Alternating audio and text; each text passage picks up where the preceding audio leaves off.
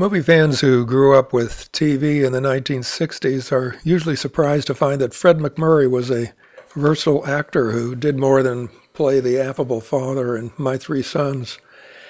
Film noir fans know him for his role with Barbara Stanwyck in the crime thriller Double Indemnity in 1944, but few know he also starred credibly in westerns. On this blog, we've already reviewed two of them, Face of a Fugitive and Good Day for a Hanging, both released in 1959. In these, he played a man on either side of the law.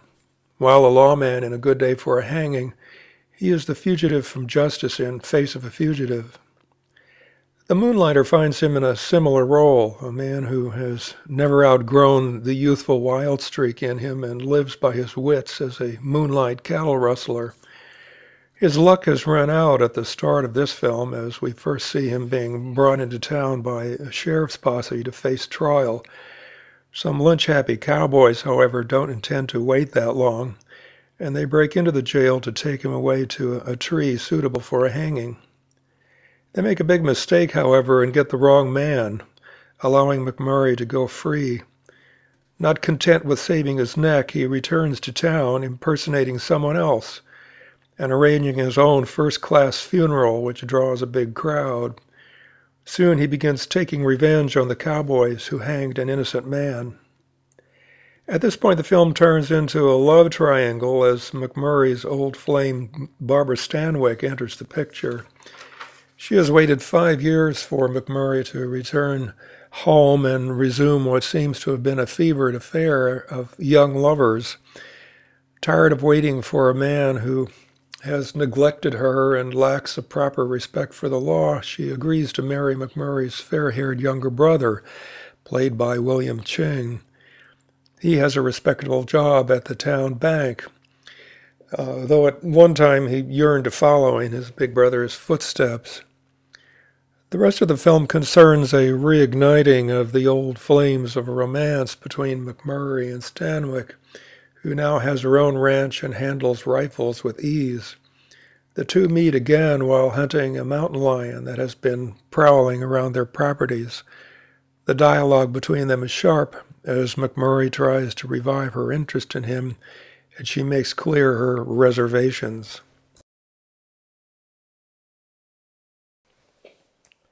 Matters come to a pass with entry of a fourth character played by Ward Bond, who enlists the two brothers in robbery of the local bank. During the robbery, Ching is shot by the bank president, and after the getaway, Bond and MacMurray begin having differences in their mountain cabin hideout. Stanwyck gets herself deputized by the sheriff to bring them in, since she has a good idea where they are. When the sheriff doubts she'll be of much help, she tells him his posse will return empty-handed with nothing but, quote, saddle sores and alibis, unquote. And Stanwyck brings just the right amount of scorn to deliver a line like that. By film's end, she has dispatched Bond in an exchange of rifle fire, and she is in the process of bringing in MacMurray. When passing under a waterfall, she is swept down a rock face and into a lake. With some fancy stunt work, she is rescued from drowning by MacMurray. Back in the mountain cabin by a warm fire, they make amends and later rest the acrimony and distrust that has been keeping them apart. She blames herself and takes back her complaints about his wild ways and false promises. He has come to realize how deeply he loves her and says he'll return the stolen money and turn himself in. The past is swiftly put behind them as the film hurries to a close. I spend time on the plot of the film because it was written with some ingenuity and avoids the usual predictability, at least until those last hurried scenes. The funeral that MacMurray holds for himself and then pays for by holding up the mourners is a clever invention. The mix-up in the jail that permits him to escape the lynch mob is also well set up and played out. The appearance of Ward Bond more than halfway through the story is handled with a degree of mystery that makes his intentions uncertain until he finally discloses them. And there's a clever twist as Bond uses the bank president's gas buggy as a getaway car after the robbery. The cast includes Jack Elam in one of his many roles as a leering, malicious villain. He gets roped from his horse and dragged to his death early in the film as MacMurray even scores with the cowboys who were part of the lynch mob. The underappreciated African-American actor Joel Llewellyn also appears as one of the prisoners in the jail, in terror for his life as the mob breaks in. Llewellyn's career in the movies and TV extended from the 1930s to the 1980s, and he was a frequent advocate for black actors in Hollywood. Overall, the 77-minute film is handsomely directed and photographed and edited. It was shot in black and white on location in Simi Valley, California, where one sequence set at a high elevation features snow-capped mountains in the distance.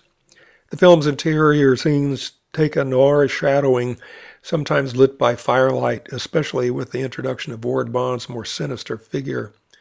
In contrast, there is a striking scene in which Stanwyck, in a nightgown, is glowingly lighted by a bedroom window. Curiously, the Moonlighter was originally released in 3D, though this version seems to have been pulled from the theaters.